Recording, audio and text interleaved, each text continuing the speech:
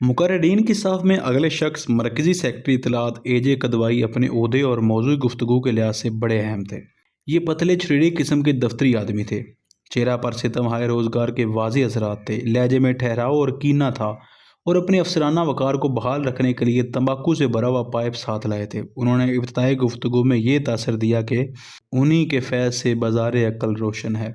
हमें इस खुद सताई का गिला न था। हम खामोश उनकी मदह ख्वेश की हकायतें सुनते रहे, लेकिन जल्दी उन्होंने अपने खतरवादी पर कदम रखा और कहा, आपकी हुकूमत को आपकी रिहाई में कोई दिलचस्पी नहीं, वरना बांग्लादेश को फ़ौरन तस्लीम करके आपको वापस ले जा सकती थी। भारत को कैद तवील करने का शौक़ नहीं। भारत तो अमन पसंद मुल्क है। 1 करोड़ महाजरीन से इंसानी हमदर्दी की खातिर मुदाखलत पर मजबूर हो गया। अभी वो आगे बढ़ रहा था कि कई आदमी अचानक यूं उठ खड़े हुए जैसे सोए हुए दुख जाग उठते हों। 7-8 आदमियों ने कदवाई साहब को लगाम देने की कोशिश की। सीनियर अफसरों ने पहल की और जूनियर ये देखते रहे कि कब तीर अंदाजी थमे और हम भी अपनी निशानाबाजी का मुजाहरा करें, लेकिन उसकी ज़रूरत ही पेश न आई। सीनियर अफसरों ने उसका मुंह बंद कर दिया। कर्नल लोधी ने कहा, क्या आप ये कहना चाहते हैं कि पाकिस्तान जब तक बांग्लादेश को तस्लीम नहीं करता हम रिहा नहीं हो सकते? गोया पाकिस्तान 100 साल तक बांग्लादेश को तस्लीम ना करे तो आप हमें 100 साल यहाँ रखेंगे? हमें अपनी कैद का गिला नहीं, भारत की बेअसूली की शिकायत है। 1947 और उससे कबल की नस्ल पहले ही हिंदू गुज़ीदा है। आपने नई नस्ल को भी भारतीय तंग दिली और तंग नज़री का कायल कर दिया है। इधर आप अमन की बात करते हैं, पता नहीं अब अमन की बातों से पाकिस्तान की किस नस्ल को मरूब करना चाहते हैं। कर्नल जैदी बरस पड़े, आप कब तक मुहाजिरीन का डोंग जारी रखेंगे? अगर मुहाजिरीन की मदद ही भारत की पॉलिसी है तो हमें बराए करम अभी बता दीजिए कि आप कब सिंध पाकिस्तान के हिंदुओं को बहला फुसलाकर अपनी तरफ बुलाने का इरादा रखते हैं, ताकि आप इंसानी हमदर्दी की खातिर पाकिस्तान पर 15-20 डिवीजन फ़ौज चढ़ा सकें। कर्नल वड़ैच बोले, आप भारत में मुसलमानों की खुशहाली का जिक्र करते हैं, इधर हालत यह है कि 100 से ज़्यादा मरकज़ी सेक्रेटरियों में सिर्फ 4 मुसलमान हैं, जबकि भारत में मुसलमान की आबादी का तनासब 12% है और मशरकी पाकिस्तान से आगरा जेल तक हमें एक भी मुसलमान फ़ौजी अफसर नज़र नहीं आया। क्या इसी का नाम मुसलमान की खुशहाली है? इस यलगार से बचने के लिए कदवाई साहब उठे और अंगूठे से पाइपलाइन का अनजला तंबाकू दबाते हुए कैंप से बाहर निकल गए। उठ चले शेख जी तुम मजलिसे रिंदां से शताब, हमसे कुछ खूब मदारत न होने पाई। फिर एक रोज़ इतला आई कि एक नहायत ही काबिल एहतराम दीनी रहनुमा तशरीफ़ ला रहे हैं, जो सियासी छेड़खानी की बजाय हमें मजहबी बसीरत अता फरमाएंगे। उसके साथ ही हिदायत आई कि हम उनसे शहबाज रहमान या कदवाई वाला सलूक ना करें, बल्कि नहायत एहतराम से मेहमान की बातें सुनें। अगर वो सवाल करने की इजाज़त दें तो 1 या 2 अफराद मुअद्दब अल्फाज में मुद्दाए दिल बयान करें, बाकी सब खामोशी से सुनें। सवाल करने वालों में बंदा हकीर का नाम भी था। बुजुर्ग दीन तकरीबन 11 बजे तशरीफ़ लाए। ये जामिया मिलिया इस्लामिया दिल्ली के वाइस चांसलर प्रोफेसर मुजीब थे। हम उनसे इस्तिफ़ादा करने सबसे बड़ी बैरक में जमा हुए। प्रोफेसर मुजीब छोटे से कद के उम्र रसीदा बुजुर्ग थे। दाढ़ी से बेनियाज सफ़ेद गोरा रंग था, बादामी रंग की ठंडी अचकन और नेहरू फैशन की टोपी पहने हुए थे। वो बज़ाहिर काबिल एहतराम लगते थे। प्रोफेसर मुजीब ने जवाहरलाल नेहरू और डॉक्टर ज़ाकिर हुसैन साबिक़ सदर हिंद से अपने ज़ाती तल्लुकात का तज़किरा किया। फिर तक़सीम हिंद पर आए और कहने लगे कि नेहरू या ज़ाकिर हुसैन से किसी ज़ाती मुनफ़त की खातिर भारत नहीं रुका, बल्कि ये मेरा ज़ाती फ़ैसला था कि इस्लाम के प्रचार की ज़रूरत पाकिस्तान से ज़्यादा निस्बतन भारत में है। अगर हम सब पाकिस्तान चले गए तो इस खित्ता अर्ज़ी में इस्लाम की तबलीग कौन करेगा? उसके बाद उन्होंने भारत में फ़रोग़ इस्लाम के लिए अपनी खिदमात का मुफस्सल ज़िक्र किया। वो नहायत हलीम व मौसर अल्फाज में अपने दिल की बात कहते रहे। हम हस्बे हुक्म खामोशी से सुनते रहे। बाद में उन्होंने सवालों का दरवाज़ा खोला तो डॉक्टर हाशमी, मेजर मिर्ज़ा और मैंने सवालात किए। मेरा सवाल ये था, जनाब वाला, क्या आप मुझ जैसे दुनियादार की रहनुमाई के लिए इस मसले पर रोशनी डालेंगे कि आया इस्लाम के मकासद में इस्लामी माशरे की तश्कील भी शामिल है? और अगर आपका जवाब मस्बात में है तो बराए करम ज़रा ये भी बता दीजिए कि क्या गैर इस्लामी हुकूमत के ज़ेर साया इस्लामी माशरा कायम किया जा सकता है? प्रोफेसर साहब ने जवाब दिया, मेरे ख्याल में इस्लाम में इस्लामी माशरा या इस किस्म की किसी चीज़ पर जोर नहीं दिया गया। दूसरे मज़ाहिब की तरह इस्लाम भी फ़र्द की इस्लाह के लिए है। हाँ, अगर सब अफराद मोमन हो जाएं तो खुद ब खुद मोमनों का मुआशरा पैदा हो जाएगा। जहाँ तक इस्लामी हुकूमत की रुकावट का तल्लक है, मैं यही कहूँगा, जो लोग पाकिस्तान चले गए उन्होंने वहाँ कौन सा इस्लामी मुआशरा कायम कर लिया। प्रोफेसर साहब के आखिरी जुमले की तलखी में मैं कुछ अर्ज़ करना चाहता था कि अपने एक बुज़ुर्ग ने हाथ के इशारे से मना कर दिया कि सवाल पर सवाल करना अलामत गुस्ताखी है। आखिर वो बुजुर्ग दीन है, चुप रहो। चनाचे मैं चुप हो गया। उसके बाद प्रोफेसर साहब के बसीरत अफरोज़ वाज का शुक्रिया अदा किया और वो तशरीफ़ ले गए। जी की जी में ही रही, बात ना होने पाई। हमारे ज़हनी पर नोचने के लिए यूं तो कई और मुमताज़ शख्सियतें आईं, लेकिन मैं आखिर में सिर्फ एक का जिक्र करूँगा।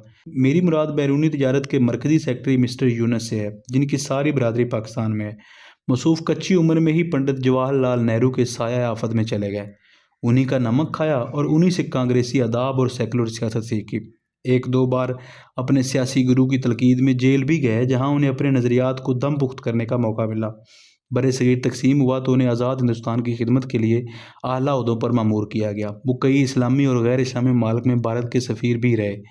यूनुस साहब के आने की इतला हमें उनकी आमद से एक रोज़ पहले मिल गई। चनाचे सारे कैंप ने मुतफिका तौर पर एक याददाश्त तैयार करके कैंप कमांडेंट के हवाले की कि ताकि खुद भी बसीरत हासिल करे और तोहफ़ा असीरा की नकलें अपने बड़ों को भी दे। याददाश्त की मोटी मोटी बातें यही थी कि यूनुस साहब की आमद सार आंखों पर, मगर उन्हें ज़रा हदायत कर दी जाए कि मंदरजा झैल मौज़ूआत को ना छेड़ें, वरना हम नक्शे अमन के ज़िम्मेदार ना होंगे। बांग्लादेश की आज़ादी, भारत की अमन पसंदी, भारतीय मुसलमानों की खुशहाली, भारत में सेकुलरिज्म का बोलबाला, हमारी रिहाई, बांग्लादेश को तकसीम करने का मसला और भारत की तरक्की और अजमत की वगैरह। यानी इन दुखती रगों को छोड़कर अगर वो दिल्ली से आगरे तक अपने सफ़र का हाल या मौसमी कैफियत से हमें आगाह करना चाहें तो हमारे कान हाज़िर हैं।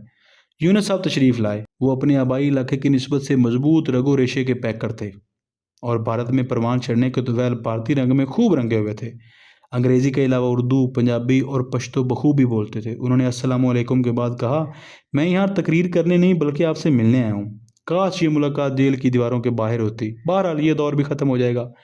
उन तमहीदी अल्फाज के बाद उन्होंने अंग्रेज़ों के ख़िलाफ़ जंगी आज़ादी में अपने किरदार और सियासी असीरी का जिक्र किया। फिर भारत की आज़ादी के बाद अपनी सफारती मुहिम पर रोशनी डाली और फरमाया कि मैं जिस मुल्क में भी बतौर सफ़ीर उतरा, सबसे पहले मैंने वहाँ पाकिस्तान के सफ़ीर का पता किया, क्योंकि पाकिस्तानी सफ़ीरों से गुफ्तगू और मुलाकात में मुझे बहुत लुत्फ़ आता है। क्यों ना हो, हम एक ही ज़ुबान बोलते हैं, एक ही तरह का लिबास पहनते हैं, बूदोबाश के तौर तरीके एक से हैं। इकबाल पर हमारा भी उतना ही हक है जितना आपका गालिब पर। हड़प्पा और मोहनजोदाड़ो की तहजीब में हम भी उतने ही वारिस हैं जितने आप। जो ही उसने मोहनजोदाड़ो के खंडरों में कदम रखा, घात नशीनों ने उसे जा लिया। 4-5 आदमी अदाबे महफिल को बलाए ताक रख कर बोल पड़े। उनका जोशो जज्बा देखकर मुझसे भी रहा ना गया। मैं भी 5 सवारों में शामिल हो गया। पता नहीं दूसरों के दलाइल क्या थे, मैंने आओ देखा न ताओ ये छोटी सी तकरीर चाड़ दी। अगर हमारे तहजीबी रिश्ते इतने गहरे हैं तो फिर तकसीम की ज़रूरत क्यों पेश आई? क्या ये दुरुस्त नहीं कि हिंदवाना इस्तेसाल के गाँव उन रिश्तों से कहीं गहरे हैं? क्या ये दुरुस्त नहीं कि भारत ने खलूसे दिल से आज तक पाकिस्तान को कबूल नहीं किया? भारत पाकिस्तान की जारियत का बहाना रखकर अपने वसत पसंदाना अज़ाइम की अबैरी कर रहा है। भारत की सरहदें एक तरफ कोई हिमालय के दामन को छूती हैं और दूसरी तरफ बहर हिंद की वसतों को तक चली गई हैं, लेकिन उसके बावजूद भारत का दिल चींटी के दिल से भी छोटा है। नन्हे से पाकिस्तान पर भारत को हड़प करने का इल्ज़ाम लगाना तंग नज़री और तंग दिली नहीं तो क्या है? पता नहीं मेरे लेक्चर का कौन सा हिस्सा यूनुस साहब के कानों तक पहुंचा और कौन सा शोर गोल में डूब गया। बस जवाबन इतना सुनाई दिया, मैं इस बहस में नहीं पढ़ना चाहता। किसी ने बात काटी, बहस में नहीं पढ़ना चाहते तो ये ममनुआ मौजू क्यों छेड़ा? हम ऐसे लेक्चर सुन सुनकर तंग आ चुके हैं। हम नहीं सुनेंगे, नहीं सुनेंगे। यूनुस ने डिप्लोमेटिक कलाबाजी खाई और यकदम बेज़र लतीफ़ों पर उतर आया और जूँ ही ज़रा फ़िज़ा साजगार हुई फ़ौरन पिसपा हो गया। उसके बाद हमारे मश्क सुकन तराजी के लिए कोई ना आया। नफसियाती जंग का ये सिर्फ़ एक महाज था, उसके अलावा दूसरे और महाज काबिल ज़िक्र हैं, यानी मतबूआत और भारतीय फ़िल्में। हफ्त रोज़ा आज़ादी और जमहूरियत का हाल तो आपने पढ़ लिया कि ये चर्चा बाएतमाम ख़ास सिर्फ हमारे लिए सफ़ेद चिकने कागज़ पर छपता था। उसमें भारत के मुमताज़ मुसलमानों मसलन डॉक्टर ज़ाकिर हुसैन और मौलाना अबू अल कलाम आज़ाद के इस किस्म के अक़वाल होते कि भारत में मज़हब की कोई तमीज़ नहीं। भारतीय आइन तमाम बाशिंदों को बिला इम्तियाज़ नस्ल व मज़हब आगे बढ़ाने का मौका देता है। अक़वाल के अलावा हर शय में किसी हिंदू की लिखी हुई नात रसूल मकबूल होती, जिसके इरशाद का मकसद ये ज़ाहिर करना था कि रसूल अकरम सल्लल्लाहु अलैहि वसल्लम के अक़ीदा-मंद मुसलमान ही नहीं हिंदू भी हैं। फिर कदूरत किस बात की? उस 2 वर्की पर्चे की बाकी सफ़ात पर किसी मशहूर फिल्म एक्टर की तस्वीर के अलावा भारत की तरक्की और खुशहाली की तस्वीर भी होती। कहीं कहीं एक आध मजमून पाकिस्तान की इक़्तिसादी बदहाली और मुआशी अबतरी के बारे में भी होता। आज़ादी और जमहूरियत के ख़यालातुल मुकालात गैर सरकारी लबो लहजा में भी आम भारतीय अखबारात में भी जलवागर नज़र आते। उर्दू के अखबारात पुरताब और मिलाप हों या अंग्रेज़ी के इंडियन एक्सप्रेस, हिंदुस्तान टाइम्स और टाइम्स ऑफ इंडिया, रोज़नामे हों या हफ्त रोज़े, माहनामे हों या सालनामे, सब एक ही नज़रिए का प्रचार करते। सिर्फ लबादा, वज़ाक़ता और रंग मुख्तलिफ होता। उन सब की जान भारतीय हुकूमत के हाथ में थी और ये सब अपने आका की आवाज़ बुलंद से बुलंद सूरताल में क़ारीन तक पहुँचाते। उन अखबारात की खबरों और तबसरों का लुब्बे-लुआब कुछ इस तरह होता कि भारत एक अजीम मुल्क है जिसमें भारतीय सनतों ने हैरत अंगेज़ तरक्की की। टैंकों और तैयारों की तैयारी इस रफ्तार से चल रही है और ट्रैक्टरों और रेल के डब्बों की साख का काम इस नहज पर हो रहा है। पाकिस्तान ने खाद और ट्रैक्टर बाहर से मंगवाए और इतना ज़र मुबादला खर्च किया। भारत की तमाम रियासतों में सूरत-ए-हाल काबू में है और पाकिस्तान के सूबों में गुरिल्ला जंग जोरों पर है। बैनुल-अक़वामी सतह पर ईरान और अमेरिका ने पाकिस्तान की सरपरस्ती से हाथ खींच लिया है और चीन ने भारत की तरफ दोस्ती का हाथ बढ़ाने का फैसला किया है। ज़ाहिर है इस मिजाज की देसी और विदेशी खबरें हम कहाँ तक हजम करते, आखिर सब्र और कुव्वत हाज़मा की भी हद होती है। चनाचे हम अमूमन सुर्खियाँ देखकर अपने मरगूब कालम यानी मुकामी इश्तहारात पर नज़र जमा लेते। उस कालम का जिक्र चाली निकला तो जुमला मोतरज़ा के तौर पर चंद अल्फाज और भी सुन लीजिए। उन कालमों में ज़रूरत रिश्ता के इश्तिहार खासे लजीज होते। हमारे अखबारात की तरह नहीं कि रफ़ीक़ याद की तलाश से मुतल्लिक़ इश्तिहार को भी मुशर्रफ बाइस्लाम करके पेश कर किया जाए, जैसे सोमो सलात की पाबंद और अमूर खानादारी में माहिर खातून के लिए रिश्ता दरकार है, सिर्फ सुन्नी हज़रात रजू करें, ख़तो किताबत सगियारात में रखी जाएगी। उसके बरअक्स भारतीय इश्तिहारात इतने जाज़ब होते फ़ौरन तमील इरशाद को जी चाहता। भारत के उन अंग्रेज़ी इश्तिहारात का उर्दू तर्जमा किया जाए तो कुछ यूँ बनता है। पंजाब की एक गोरी 19 साला कलवंत कौर जो हाल ही में बरतानिया से सीनियर कैमरेज करके आई है, लाइफ पार्टनर की तलाश में है। कलवंत कौर यूरोपी बादोबाश आला सोसाइटी के जुमला आदाब और अजनबियों में फ़ौरन घुल मिल जाने की सलाहियत रखती है। फलां पते पर फ़ौरन रजू करें। या तलाश है एक पति की लखनऊ की एक ऐसी कच्ची कली के लिए जो तबस्सुम की मुंतज़र है। वो सितारों के तारों को हमराज बनाकर किसी साहिब ज़ौक़ को दमसाज बनाने की ख्वाहिशमंद है। फलां पते पर ज़रूर मिलिए। उम्मीद है आपके ज़ौक़े सलीम को तस्कीन का सामान मिलेगा। ज़ालिम इश्तिहारबाज सितम ये डादे कि ज़रूरत रिश्ता के साथ कालम में किराया के लिए खाली मकान का ऐलान छाप देते और बगैर किसी शर्म हया के लिख देते बिस्तर आरामदेह हैं। ज़रूरत रिश्ता किराए के लिए खाली मकान, ज़रूरी सामान की फराहमी, गोया घर आबाद करने के सारे लवाजमात मौजूद थे। हम खामा बर्बाद उन जुमलों पर गौर करते और अपनी हसरत तमीर का बोझ दिल में छुपाए खामोश हो जाते। माहनामों में सिर्फ 20वीं सदी खरीदने को मिलता था। कभी उस रिसाले की बहुत शोहरत थी, लेकिन अब की अदबी निगारशात बिल्कुल फुसफुसी होती और सेकुलरिज्म का प्रचार बहुत मौसर अंदाज में होता। एडिटर के रुशात कलम अदारिया और तीरों नश्तर उसी नज़रिए के बराह रास्त या बिलवास्ता प्रचार के लिए वक़फ़ होते। हर शुमारे में खूबसूरत चौकटों में मुज़य्यन करके मुस्लिम और गैर मुस्लिम अकाबर के अक़वाल यूँ पेश किए जाते कि पढ़ने वाले को ये तासर मिले कि रसूल अकरम सल्लल्लाहु अलैहि वसल्लम की हदीस हो या गुरु नानक का फरमान, कुरान पाक की आयत हो या तौरात और रामायण का फ़िक्रा, सब इन आदमी को इंसान बनाने पर जोर देते हैं। उनके मकासद में कोई फ़र्क नहीं, सिर्फ वक़्त और हालात के मुताबिक लहजे, ज़ुबान और अंदाज में फ़र्क आता रहा है। यानी लाला और गुल में रंगो बू का इख्तलाफ सही, लेकिन दोनों का प्याम एक ही है। चौकटों का नमूना मुलाहिज़ा हो। दौलत आई तो फाची साथ लाई, गई तो रंजो अलम दे गई, रामायण। शराब ना पियो कि नापाक कर देती है, तौरात। नेकी क्या है? शराब नोशी और झगड़े फसाद से बचना, कुरान हकीम। ये शुमारा अक्टूबर 1973 की तहरीर है। या बदी से बचो कि ये नेकियों की जड़ी खोखले कर देती है, रसूल अकरम सल्लल्लाहु अलैहि वसल्लम। बदी का फल वक्ती है, बाद में दुख का बाइस बनता है, बाबा गुरु नानक। बदी से बचना और दूसरे के दिलों में खुशी के कमल खिलाना सबसे अफसल है, महात्मा बुद्ध। ये जुलाई 1973 का शुमारा है। अब चलते चलते भारतीय फिल्मों पर भी नज़र डालते जाएं। तेरी सूरत मेरी आंखें। हिंदू वालिदैन अपने नौजीदा रुसिया बच्चे अशोक कुमार को कबूल करने से इनकार कर देते हैं तो डॉक्टर ये बच्चा एक बेऔलाद मुसलमान तालब हुसैन के हवाले कर देता है। बच्चा बड़ा होकर गुलकार बन जाता है। एक दिन ये अपने बाप तालब हुसैन से जुदा होकर मंदिर में घुस जाता है और मूर्तियों को अकीदत से देखने लगता है।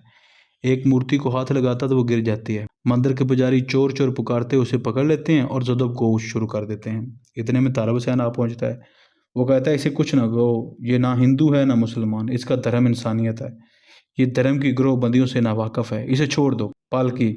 इस फिल्म में हीरोइन पालकी में बैठी जा रही होती है कि एक चौक से गुजरते वक्त गिरजाघर की घंटियां बजने की सदा आती है। अगले चौक में अजान की आवाज़ सुनाई देती है। एक किरदार तबसरा करता है, क्या गिरजा की मुनादी और क्या मौज़िन की अजान, सब का पैगाम एक है, सब एक तरफ ही दावत देते हैं, इस्लाह की दावत। मेरा महबूब। दो दोस्त आपस में अपने अपने मुआशके का जिक्र करते हैं। एक की महबूबा मुसलमान है, दूसरे की हिंदू। मुसलमान महबूबा के आशिक से उसका दोस्त पूछा, सुनाओ यार तुम्हारी हुई अल्लाह का क्या हाल है? दूसरा कहता, तुम बताओ तुम्हारी हाय राम कैसी है? गोया हुई अल्लाह और हाय राम के अल्फाज मुख्तलिफ हैं, दिल सब का एक जैसा है। इश्क की वारदात से सभी मुतासर होते हैं। इश्क हिंदू या मुसलमान में तमीज़ नहीं करता, फिर तो फ़र्क किस बात का? आनंद का हंसमुख हीरो राजेश खन्ना सरतान का मरीज होने के बावजूद अपनी जिंदा दिली बरकरार रखता है और जिधर जाता है मुस्कुराहटें बिखेरता चल जाता है। जिससे मिलता है उसके दिल में खुशी के फूल खिला जाता है। जिस राह से गुजरता है उसे कहकशां बना जाता है। उसके मदाहों में हिंदू मुसलमान ईसाई सभी शामिल हैं। کچھ عرصہ بعد جب وہ مرض کے ہاتھوں پٹ کر بستر مرض پر لیٹ جاتا ہے تو اس کا ایک مسلمان دوست مسجد میں جا کر اس کی صحت یابی کی بھیک مانگتا ہے۔ اس کے ہندو دوست کی بیوی پوجا پاٹ کے بعد بھگوان سے اسے صحت یاب کرنے کی درخواست کرتی ہے۔ ہسپتال میں میٹرن گلے میں صلیب کا نشان ڈالے گرجا میں التجائے مسیحائی میں مصروف ہو جاتی ہے، گویا آدمی اچھا ہو تو مذہب کا کوئی نہیں پوچھتا۔ یہ موضوع خاصا طویل ہے اور مختلف فلموں کا اس نقطہ نظر سے یہاں تجزیہ کرنا مشکل ہے، بس مشتے از کروائے والی بات ہے۔ آئیے اب آخر میں کلچرل شو کا اجمالی خاکہ دیکھ لیجئے، پھر چھٹی۔ 26 مئی 1973 کو صبح سویرے ہی چہمگیاں ہونے لگیں کہ بھئی دن کو خوب سو لینا، رات کو کلچرل شو ہے۔ اس خصوصی عنایت کی غرض و غایت فوری طور پر ہماری سمجھ میں نہ آئی۔ ایک رجعیت پسند ساتھی نے اندازہ لگایا کہ ہم جلد وطن واپس جانا چاہتے ہیں، اس لیے ہمارے آقا نے ہماری روانگی سے قبل اپنے ستم کے سارے داغ دھونے کے لیے اس شو کا اہتمام کیا ہے۔ اس پر ایک محب وطن بھڑک اٹھا، اگر یہ بات ہے تو ہمیں اس شو کا بائیکاٹ کرنا چاہیے، ہمیں یہ داغ دھونے اور چاک رفو کرانے کی کوئی حاجت نہیں، یہی داغ یہی چاک ہماری اسیری کا سرمایہ ہے، ہمیں یہ نشان صحیح و سالم پاکستان لے کر جانے چاہیے۔ لیکن اس محب وطن کے مشورے پر عمل کرنے میں دو باتیں حائل تھیں۔ ایک تو اس پروگرام میں نعتوں اور قوالیوں کا عنصر شامل تھا، جسے نظر انداز کرنا سراسر لذت سماع اور تمہیر روح سے محروم رہنے کے مترادف تھا۔ دوسرے، یہ پروگرام جوانوں کے کیمپ میں ہو رہا تھا، پروگرام کے طفیل ان کو بھی ذرا دیکھ لیں گے۔ میرے لیے اس توازے کا اضافی پہلو یہ بھی تھا کہ شاید اس بہانے بھارت کی کوئی نئی ادا دیکھنے کا موقع مل جائے۔ چنانچہ اکثریت کی رائے کے مطابق ہم شام کو نماز اور کھانے کے بعد جوانوں کے ایک کیمپ میں گئے۔ گرمیوں کا موسم تھا، تمام جوان بیرکوں سے نکل کر تنگ صحن میں سمٹ آئے تھے، ان کے ارد گرد خاردار باڑ تھی۔ ہم نے تار میں ہاتھ ڈال کر ان سے ہاتھ ملایا اور خیریت دریافت کی۔ وہ سب زمین پر بیٹھ گئے اور ہم باڑ کے باہر بینچوں پر۔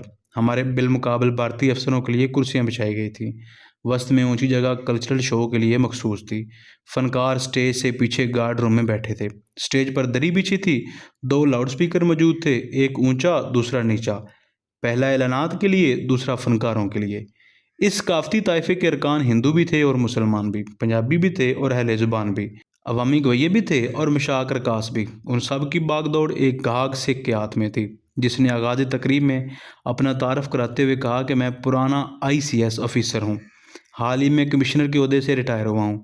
میرا نام کنور منہندر سنگھ ہے، شوقیہ شاعری اور بیدی تخلص کرتا ہوں۔ پچھلے دنوں ایک کیمپ میں جانے کا اتفاق ہوا تو مجھے احساس ہوا کہ قیدیوں کی شامیں بوجھل ہوتی ہیں، لہذا میں نے آپ کی تفریح و تباہ کے لیے اس تقریب کا اہتمام کیا ہے۔ ارادہ بہت نیک تھا، الفاظ اور لہجہ بھی میٹھا تھا۔ حیرت ہوئی کہ بھارت میں یہ نوازش، یہ کرم کیا مانی، بے اختیار داد دینے کو جی چاہا، لیکن خرد نے دامن تھام کر مشورہ دیا کہ ایسی بھی کیا جلدی، ذرا تیل دیکھ، تیر کی دھار دیکھ۔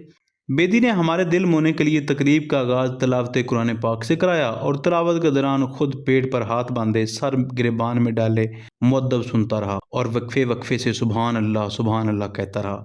ہم اسے ایکٹنگ سمجھے، لیکن اس کے بعد اس نے اپنی لکھی ہوئی نعت رسول مقبول سنائی۔ الفاظ خوب تھے اور ادائیگی خوب تر۔ یا اللہ، یہ سکھ کب مسلمان ہو گیا؟ غالباً ہمارے تعجب کو دور کرنے کے لیے اس نے کہا، رسول اللہ صلی اللہ علیہ وسلم پر مسلمانوں کی عزاداری نہیں، وہ کامل انسان تھے اور کامل انسان خواہ کسی بھی مذہب سے ہو قابل تفہیم ہے، اس کی تقلید ہمارے لیے مشعل راہ ہے۔ میں نے یہی نہیں کئی نعتیں خلوص دل سے لکھی اور مسلمانوں کو سنا کر داد پائی ہے، ذرا سنیے تو عرض کیا ہے۔ ہمارے مذہبی جذبات کو گرما کر اس نے فضا سازگار کر لی، پھر وہ اپنی ذات کے واسطے سے تقسیم سے پہلے کی یادیں دہرانے لگا۔ جب میں لائر پور میں تھا تو مسلمان دوستوں سمیت گنے کے کھیت میں آنکھ مچولی کیا کرتا تھا۔ خوبصورت بھینسوں کا منو دودھ پینے کو ہوتا۔ پنجاب کی دھرتی کے سینے پر چلنے والے گبرو شامہ علی ڈانگ کندھے پر رکھ کر نکلتے تو سلسلہ کائنات ان کی زیارت کے لیے تھم جاتا۔ آئیے نا ذرا جوگی صاحب اپنی مشہور نظم میرا سونا دیس پنجاب سنائیے۔ اس کے بعد ایک غیر پنجابی شکل و صورت کے شخص نے مریضانہ لہجے میں پنجابی مٹیاروں کے الڑ جوبن رہٹ کی موسیقی اور شاداب کھیتوں کی بھرپور جوانی کا ذکر کیا اور شاعرانہ انداز میں ہاتھ ہلا ہلا کر خیالی داد وصول کی اور سٹیج سے اتر گیا۔ بیدی پھر سٹیج پر آیا اور کہنے لگا، ہمارے یہی خوبصورت دیس پنجاب اب سیاسی حدوں میں تقسیم ہو چکا ہے۔ طرح طرح کی پابندیوں نے ہمارے جذبات کے داروں کو جکڑ رکھا ہے، لیکن یہ پابندیاں دائمی نہیں، یہ جذبات اور رشتے دائمی ہیں۔ گویا وہ پھر زہریلا ٹیکہ لگا گیا۔ لیکن چھوڑیے ان باتوں کو، آئیے ایک نو عمر لڑکے کا رقص دیکھیے۔ یہ لڑکا اور اس کا فن پشاور سے لے کر آگرے تک مقبول ہے، کیوں نہ ہو، فن کی کوئی جغرافیائی حدیں نہیں ہوتی۔ دوسرا ٹیکہ، آپ ہی برخردار، ذرا ہو جائے کھٹک ڈانس۔ اس کے بعد ایک گورا چٹا لڑکا سٹیج پر آیا اور پھدک پھدک کر واپس چلا گیا۔ اس طرح باری باری بیدی نے سامعین کے صوبائی جذبات ابھارے، پھر کبھی پنجابی گیت اور کبھی پشتو گانے سے انہیں تسکین بخشی، اور جہاں موقع ملا کوئی نہ کوئی زہریلی گرہ لگا دی، جس کا مطلب یہ تھا کہ صوبہ سرحد اور صوبہ پنجاب میں کوئی قدر مشترک نہیں، بلکہ بھارت اور پاکستان میں ثقافتی اشتراک زیادہ ہے۔ شاعری اور رقص کے علاوہ 2-3 قوالیاں، 2-1 نعتیں بھی ہوئیں، اور یہ محفل کوئی گھنٹہ بھر جاری رہی۔ پھر کسی اعلان کے بہانے بیدی سٹیج پر آیا اور کہنے لگا، بھارتی مسلمانوں میں ایک مرکزی وزیر تعلیم مولانا عبدالکلام آزاد اور دوسرا صدر ڈاکٹر ذاکر حسین کے عہدے پر فائز رہا، اس کے علاوہ بے شمار مسلمان اعلیٰ ملازمتوں میں ہیں۔ ایک اور ٹیکہ، لیکن میں یہاں سب کا ذکر کرنے کی بجائے صرف ذاکر حسین کا ذکر کروں گا۔ جب ان کا انتقال ہوا تو میں بھی وہاں موجود تھا۔ ان کے جنازے میں ہندو بھی شامل تھے اور عیسائی بھی۔ وہ بھارت کی ایک مقبول شخصیت تھے۔ وہ تنگ مذہبی نظریوں سے بہت بلند تھے۔ وہ اس رتبے پر پہنچ چکے تھے جہاں انسان کا سوائے انسانیت کے کوئی مذہب نہیں رہ جاتا، اور ہم سب کو انسانیت کی اس معراج تک پہنچنے کی کوشش کرنی چاہیے۔ ایک اور ٹیکہ، جب بیدی سٹیج سے اترتا تو بھارتی افسروں کے پاس کرسی پر بیٹھنے کی بجائے ہمارے پاس بینچ پر آ بیٹھتا، اور وہ بھی ایسی یگانگت سے گویا برسوں کی دوستی ہے۔ کبھی بیت کلفی سے وہ کسی کی کمر میں اپنا بازو حمائل کر دیتا اور کبھی کسی کے شانے پر دستے شفقت رکھ کر اسے زیر کرتا۔ وہ پورا گھاگ تھا اور گرگ بھی۔ وہ فوراً اپنے مخاطب کی کمزور رگ کی شناخت کرتا اور پھر اس کمزوری سے فائدہ اٹھا کر گفتگو کا سلسلہ جاری رکھتا۔ میرا خیال ہے کہ اس نے 1 گھنٹے میں نقصان پہنچانے کی جتنی کوشش کی، باقی مقرر شاید 2 سال میں نہ کر پائے، لیکن اس کا یہ مطلب ہرگز نہیں کہ ہم ریگے دریا کے اتنا بے بس پڑے ان کے نقوش قبول کرتے رہے۔ حقیقت یہ ہے کہ آب رواں پر تیر چلانے کی یہ بھارتی کوشش سراسر بے نقش اور بے اثر ثابت ہوئی، کیونکہ اس ساری کارگزاری کی ماہیت سے آگاہ تھے۔ ہمیں یہ احساس تھا کہ ہم شیریں کلام کے پیچھے فلاں تھیم ہے۔ اگر ایسی کوششوں نے ہم پر چند نقوش چھوڑے بھی تو وہ نفرت کے نقوش تھے، بیزاری اور تفن کے نقوش۔ کلچرل شو کے بعد بھی لوگ بیدی کے زہر آلود ٹیکوں کا ذکر کر رہے تھے اور مطالبہ کرتے تھے کہ ثقافتی شو کا یہ ڈھونگ ختم کیا جائے۔ اگر آئندہ ہمیں ایسی میں ہو شربا پلانے کی کوشش کی گئی تو ہم جام و ثبوت توڑ ڈالیں گے، میں قدا تاراج کر دیں گے۔ اس کے بعد نہ کوئی بیدی ثقافتی طائفہ لے کر ہماری شاموں کا بوجھ ہلکا کرنے آیا اور نہ کوئی یونس حق نمک ادا کرنے پہنچا۔ البتہ بھارتی اخبارات اور رسالے آتے رہے، لیکن وہ ہمارے ذہنی اثار میں کوئی شگاف نہ ڈال سکے۔ ان کی یلغار سے ہمارا کوئی طاق ٹوٹا نہ سنگ پھوٹا۔ وہ تیر اندازی کرتے رہے اور ہم اندر قلعہ بند ہو کر ان کی کوشش رائے گاہ پر مسکراتے رہے۔